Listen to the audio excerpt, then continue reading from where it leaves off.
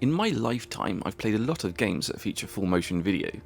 I found that regardless of their overall quality, they all tend to share the same problem: a conflict between the interactive nature of game design and the rigid structure of movie making. Published by Sierra in 1996, Coktel Vision's Urban Runner epitomizes all that can go wrong when the two art forms collide.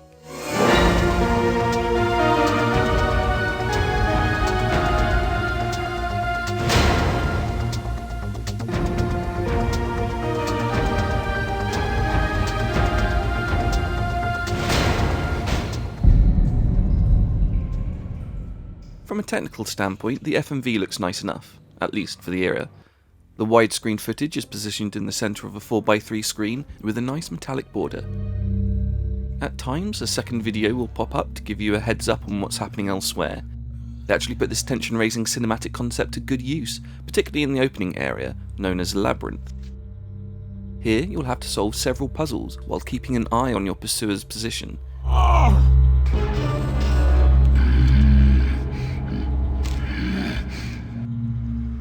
Each room has been colour-coded so that you can get your own bearings and that of your goon a little easier. This adds a fun dimension, but sadly this is the only section that really takes advantage of it.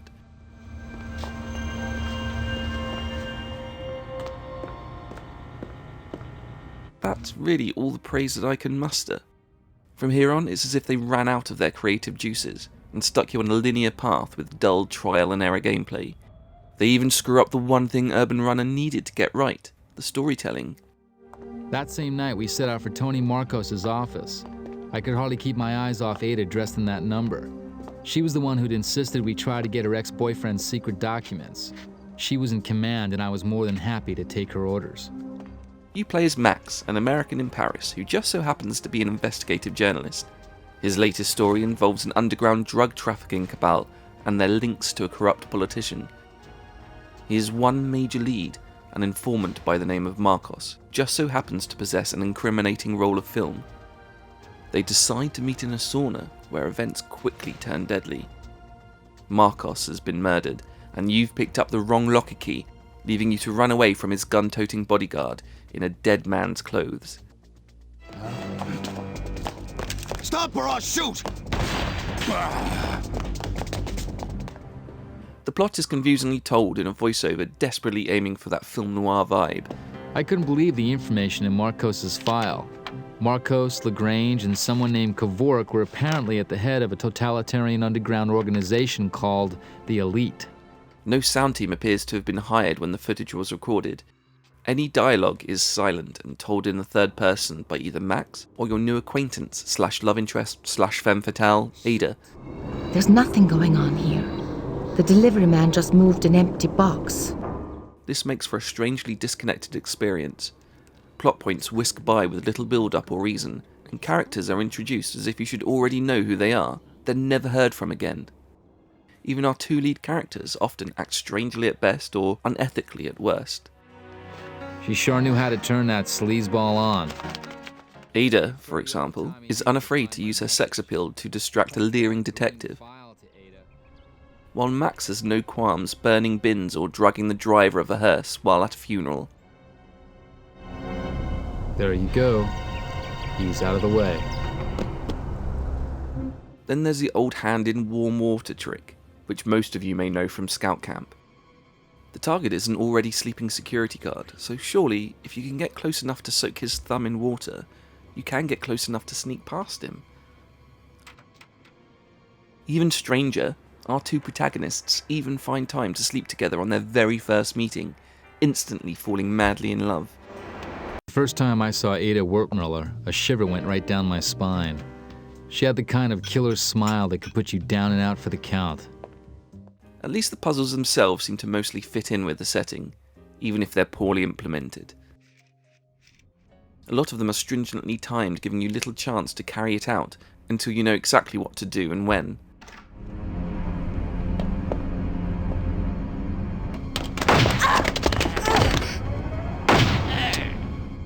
As with any adventure game, I do recommend saving often, but even if you get a game over, the try again option is fairly lenient, taking you back to just before you died.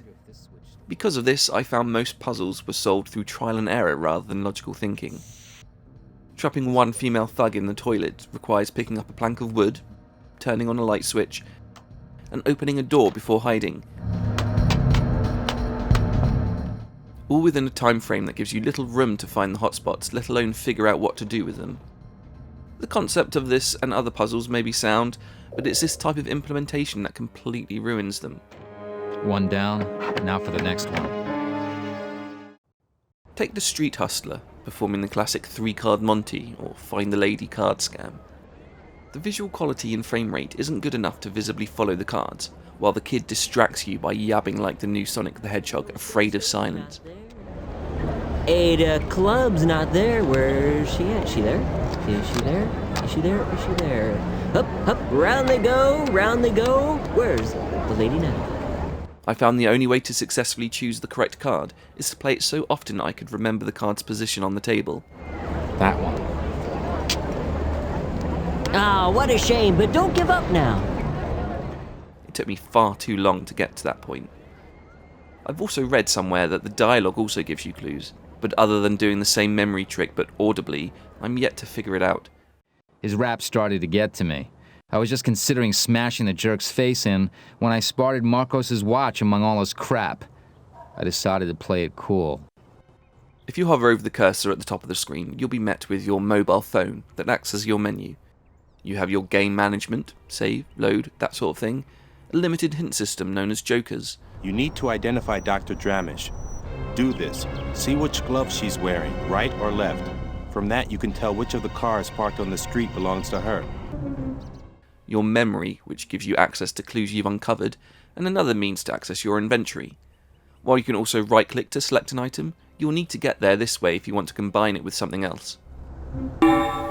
Then there's the 3D viewer. Plonk an item over this and you'll get a close-up view of it, allowing you to examine the finer details and sometimes interact with it. This is a functional system, but when you put it into a game that falls into every trap the worst FMV adventures fall into, then I can't exactly recommend it. That is, unless you want to laugh at it like a low-rent cult movie. The exaggerated facial expressions, the superimposed gun flashes, the reused sets with no attempt to hide the fake walls, the lack of on-set audio recording. Even the opening bodyguard has an obvious fetish towards trains.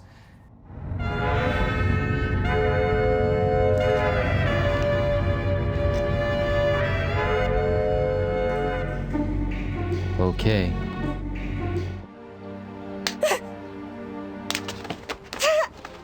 It's so silly and amateurish that you can't not get a little ironic enjoyment out of it. Ada dumped me there. Not only was she leaving me to prove my innocence to the police, but like a schmuck I was left to confront Kevork at the Institute. Ada, watch out behind you. Duck. And by the time you get to choose whether Ada lives or dies in the most arbitrarily dry and inconsequential way possible, Do you want Ada to die? you might think back on it all rather fondly.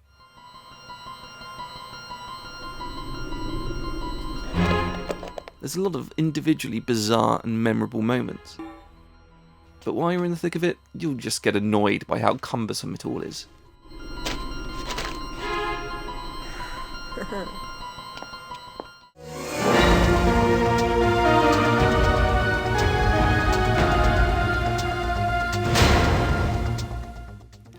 Thank you all for watching. If you want to try out Urban Runner for yourself, head on over to the Collection Chamber to find out how to get it running on Windows 10. Link down there. If you want to like, then go ahead and like. Subscribe, do that too. And if you feel like sharing, then share far and wide. If you have the means, consider becoming a Patreon. Thank you all for watching, and I'll see you next time on the Collection Chamber.